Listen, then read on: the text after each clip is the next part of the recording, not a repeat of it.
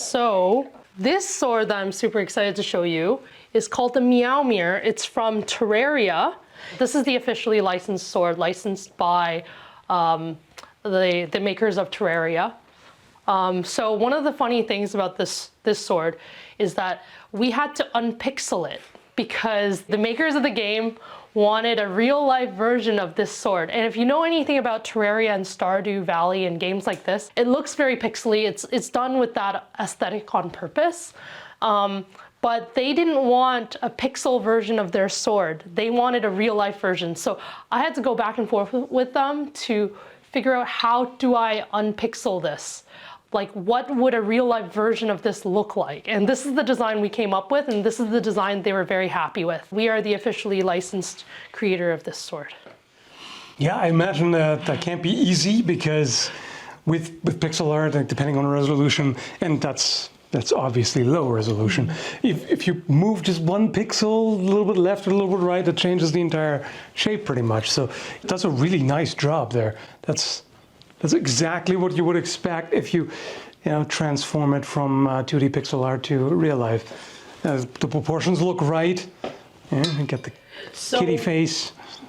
I don't know if you play Terraria, but this is the strongest sword in the game, and it shoots out rainbow kitty cats. Fun fact, we're going to be designing more items in Terraria that we'll be releasing in the near future. That's awesome. So keep an eye out for those. This is kind of a Buster Sword kind of deal. Like when you hold it out, it's like, oh boy, it's just a wide blade.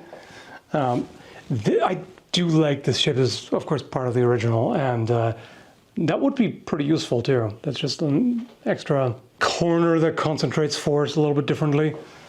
Obviously, this is like a meme sword, so functionality is just not what they had in mind.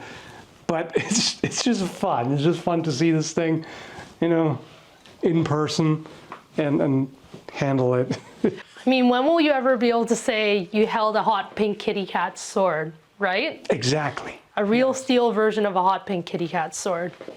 That's something else. This was a blast to be a part of. Oh yeah, I can see that. That's pretty awesome. And there's so many designs to go with. Now I'm getting earworm of Nyan Cat. You can earn this sword as an Easter egg in Stardew Valley now. I'm not going to spoil it, but you can actually get it pretty early on if you know what to look for.